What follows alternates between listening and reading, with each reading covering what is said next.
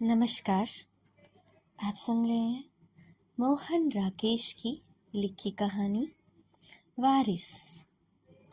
घड़ी में 3 बजते ही सीढ़ियों पर लाठी की खटखट होने लगती और मास्टर जी अपने गेरुआ बाने में ऊपर जाते दिखाई देते।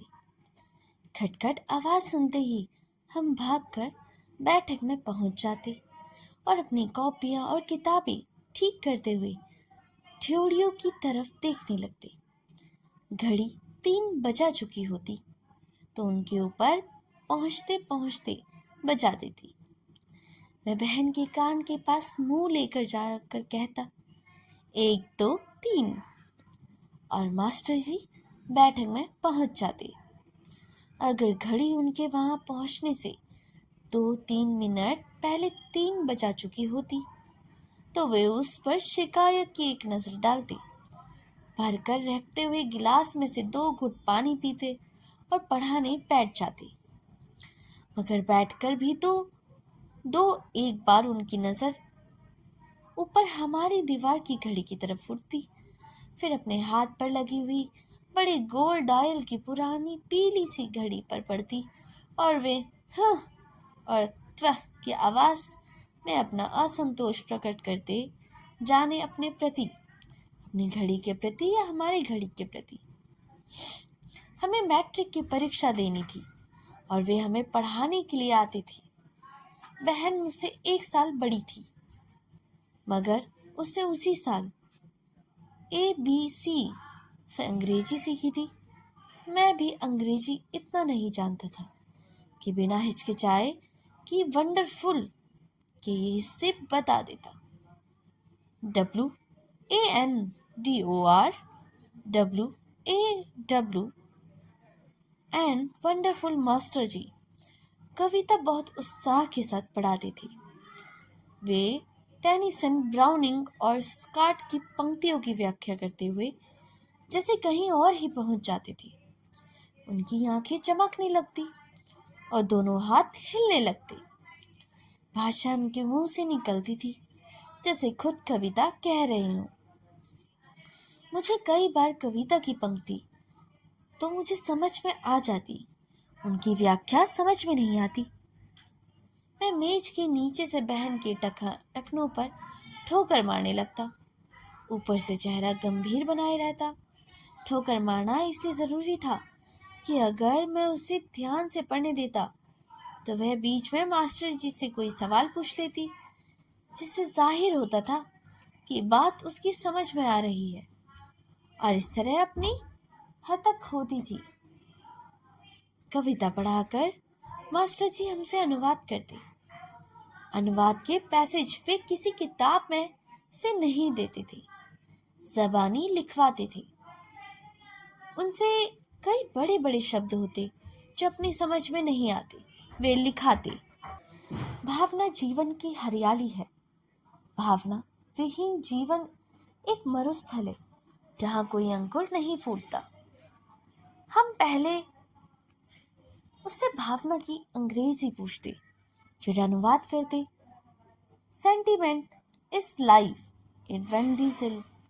Sentimental life is the A that behave gross, it's now grow।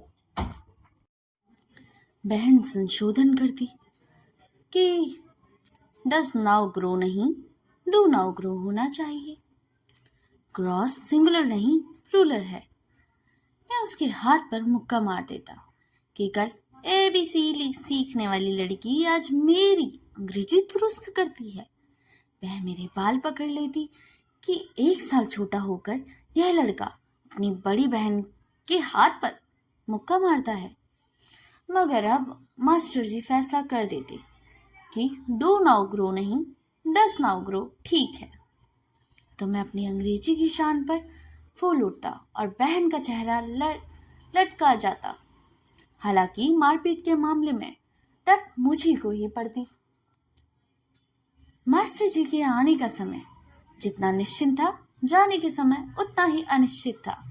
वे कभी 1.5 घंटा और कभी 2 घंटे पढ़ाते रहते थे। पढ़ते पढ़ते 5 बजने को आ जाते। तो मेरे लिए नाउन और एग्जेक्टिव में फ़र्क करना मुश्किल हो जाता।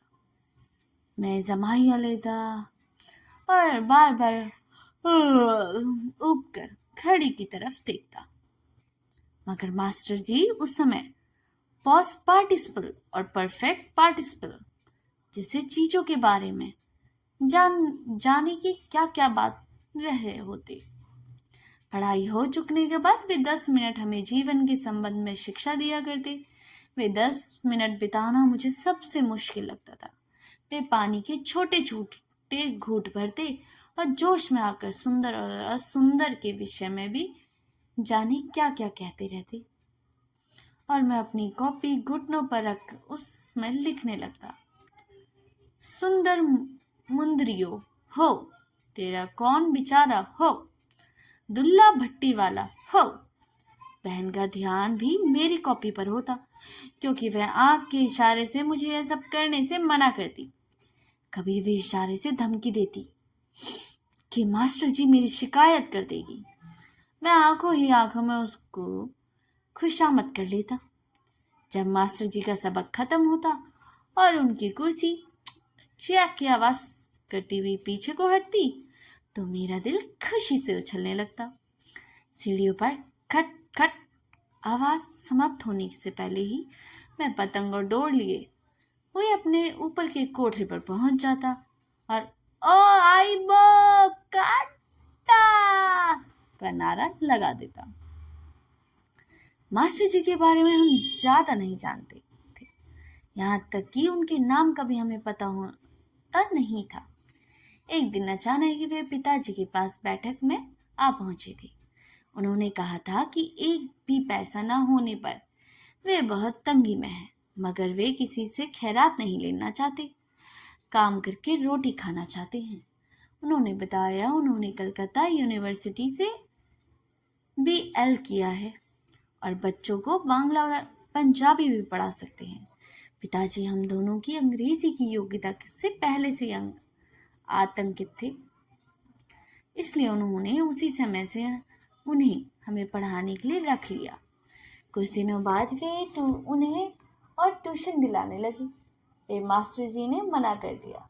वे हमारे घर से थोड़ी दूर एक गंदी सी गली में 4 रुपए महीने की कोठरी लेकर रहने लगे। वे पूछने पर भी कहीं नहीं बताते थे कि BL करने के बाद उन्होंने प्रैक्टिस क्यों नहीं की और घर बार छोड़कर गेरुआ को क्यों धारण कर लिया।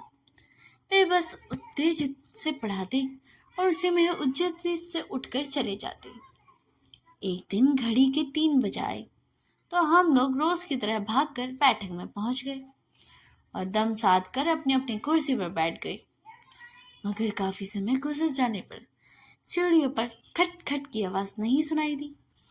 1 मिनट, 2 मिनट, 10 मिनट हम लोगों को हैरानी हुई, मुझे खुशी भी हुई। 4 महीने में मास्टर जी ने पहली बार छुट्टी की थी। इस खुशी में मैं अंग्रेजी की कॉपी में थोड़ा ड्राइंग करने लगा। बहन से B और F हमेशा एक से लिखे जाते थे। वे उन्हें अंतर को पकाने लगी, मगर यह खुशी ज्यादा देर न रही। सहसा सीढ़ियों पर खट खट की आवाज सुनाई देने लगी, जिसमें हम चौंक गए और निराश भी हो गए। मास्टर जी अपने रोज के कपड़ों के ऊपर एक मोटा गेरुआ कंबल लिए बैठक में पहुंच गए। मैंने उन्हें देखते ही अपनी बनाई हुई ड्राइंग फाड़ दी। वे हाफते से आकर आराम कुर्सी पर बैठ गए और 2 घूंट पानी पीने के बाद पोएट्री की किताब खोलकर पढ़ने लगे। Tell me now in mindful numbers, light is but an empty dream. मैंने लिखा। उनका सहरा चेहरा एक बार पसीने में भीग गया और वे सिर से पैर तक कांप गए। कुछ देर वे चुप रहे, फिर उन्होंने गिलास को छुआ मगर उठाया नहीं। उनका सिर झुककर बाहों में आ गया। उस देर वहीं पड़ा रहा। उसमें समय मुझे ऐसा लगा जैसे मेरे सामने सिर्फ कंबल में लिपटी हुई एक गांठ ही पड़ी हो। उन्होंने चेहरा उठाया तो मुझे उनकी नाक और आंखों के बीच की झुर्रियां बहुत गहरी लगी।